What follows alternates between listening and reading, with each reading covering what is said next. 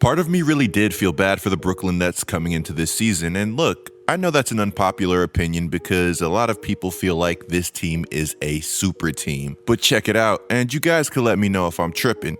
Super team or not, the Brooklyn Nets fell victim to some very unfortunate circumstances in last year's playoffs. You could say that if Giannis never accidentally walks under Kyrie Irving, that we would have a very different finish to the 2020-2021 NBA postseason. But hey, at the end of the day, I guess we'll never know. What I do know is that as I'm making this video, the Brooklyn Nets sit on top of the Eastern Conference, all by themselves.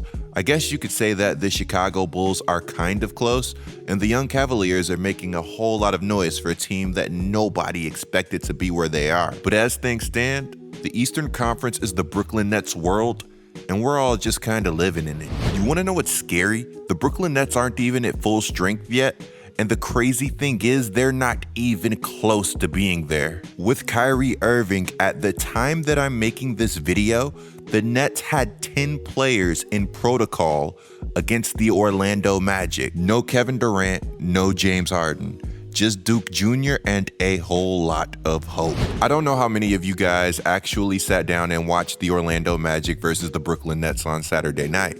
But for those of you that missed the game, I will tell you that you missed an unbelievable contest. You guys heard me mention this in my Isaiah Thomas video. While there are a whole bunch of things that completely suck about the ramp up, one thing that's good is that guys that would not usually have a platform to shine now have that platform to show exactly what they can do. Look, I understand that only so many people can make the NBA, and I know it sounds dumb, but I think there are a ton of players that are good enough to be in the league but never got their opportunity to shine. And I also think that there are players in the league who can do a whole lot more, but they just have not shown it yet. Saturday night, not only did my guy Duke Jr. get a platform, but he also seized the opportunity and made Nets history. Duke Jr. would score 18 points, 16 of those being in the fourth quarter, grab 14 rebounds, 8 of those being offensive boards, and he would become the 5th rookie in franchise history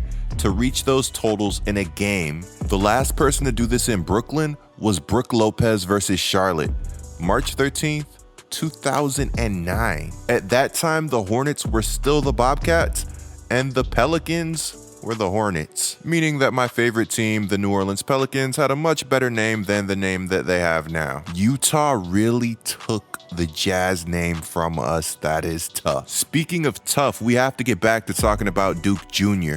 Nash called him a physical, athletic, strong defender. Duke Jr. is one of those guys that can absolutely wreak havoc if you don't account for them. He loves to crash the glass to show off his athleticism, and he also loves to attack the basket to show off his athleticism. Junior does a lot of things well. He graduated from the Jae'Sean Tate School of if he gets a jump shot, watch out.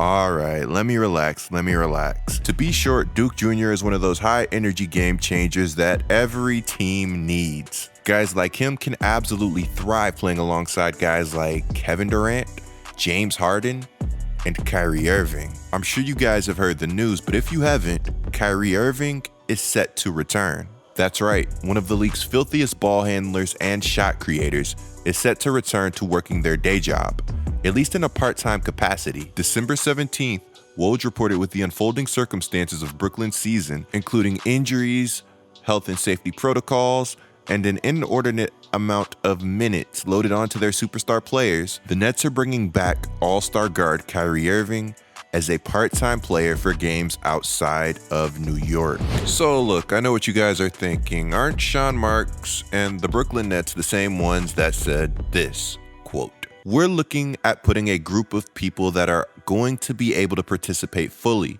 That's what it comes down to, and we're not looking for partners that are going to be halftime." Yes, Sean Marks did say that, and yes, the Brooklyn Nets did rescind their contract extension for Kyrie Irving, which, might I add, was worth a ton. If you guys saw my most recent video on this Kyrie Irving situation titled "Kyrie Irving has left the Brooklyn Nets no choice," I actually got a fair amount of hate on that video, but I called this. From strictly a basketball standpoint, Kyrie's return was only logical for the Brooklyn Nets. As good as Kevin Durant and James Harden are, they are only human and they can only play so many minutes. In a recent James Harden press conference, he had this to say about playing 40 minutes 3 times straight.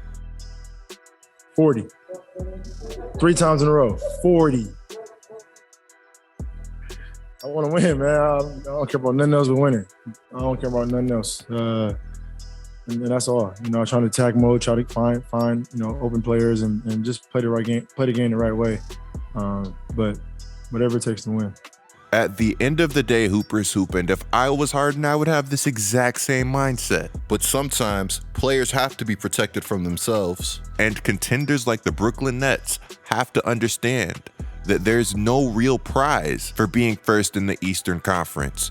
I mean, there is, and there's home court advantage and all that stuff. But with Kyrie only being able to play away games, wouldn't you want, you know what, let me relax. Regardless of how you feel about Steve Nash and his coaching style, he's not completely oblivious. Earlier last week, he was quoted saying, "I don't know that we can continue to lean on Kevin Durant the way that we have. It doesn't feel right. I know he's enjoying it. I know he's playing at the rate he's playing at and trying to bring his teammates along with him and all the responsibility that he has accepted.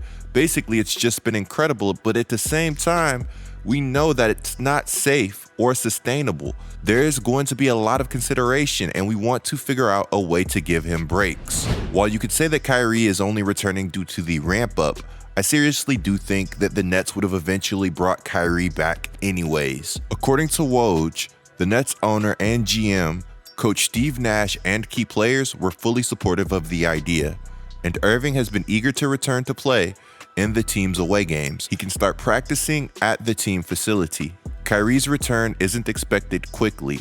He has to pass a series of tests before he can start working out with the team. Nets haven't seen him work out and are unclear the shape that he's in now. He's expected to take his time ramping up again. Now, I know what I just read and I know what I just said, and I'm fully aware that Kyrie, at the moment that I'm recording this, is in protocols. But I expect his return sooner as opposed to later. It's worth noting that December 10th, according to Schultz report, while there was reasonable doubt that Kyrie would return this season, there is at least one positive report. And that's that he's kept himself in playing shape and could probably go to 30 plus minutes a game pretty quickly. He's been getting shots up, running, and doing all of those things that he needs to do. Say what you will about Kyrie Irving, but this guy puts in the work, and you don't get to his level with his skill in any other way. Kyrie Irving is one of the most skilled scorers in, dare I say it, basketball history. Assuming everybody is healthy and at full strength, are the Brooklyn Nets clear-cut favorites for a championship. Basketball-wise, Kyrie returning is going to make the life of Kevin Durant and James Harden so much easier. Now you can attempt to stagger your stars when resting them. Guys, for some data, the last time Kyrie Irving played professional basketball, he averaged 26.9 points per game, 4.8 rebounds per game, and 6 assists per game. Yeah, and he averaged these 26.9 points per game on 50.6% from the field, all while knocking down 40% of his three-pointers while taking 7 per game. All I'm going to say, guys, is watch out for Brooklyn because they just got a whole lot more filthy. It really feels like this season may come down to whoever has the least amount of people in the health and safety protocols and whoever has the most NBA players ready. That being said, I hope everybody's doing good, man. I hope everybody's staying safe and enjoying basketball.